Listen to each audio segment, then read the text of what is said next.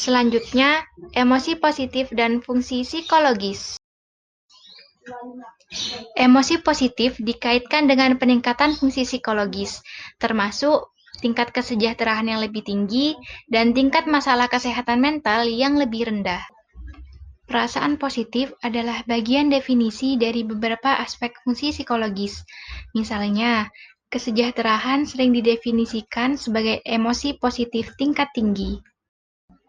Selain itu, emosi positif secara kausal berkontribusi pada fungsi psikologis yang disarankan oleh bukti eksperimental dan longitudinal. Misalnya, pemberian tugas kepada peserta latihan meditasi yang bertujuan untuk meningkatkan emosi positif dan kelompok kontrol.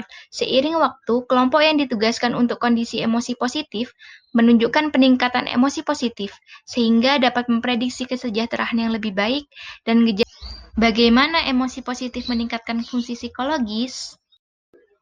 Secara khusus, emosi positif melayani fungsi-fungsi emosi dengan mengkomunikasikan kepada orang lain dengan maksud afiliatif, kemudahan didekati, dan mendorong keadaan emosi positif pada orang lain, sehingga menumbuhkan keterhubungan sosial dan pembentukan hubungan ikatan kerjasama jangka panjang.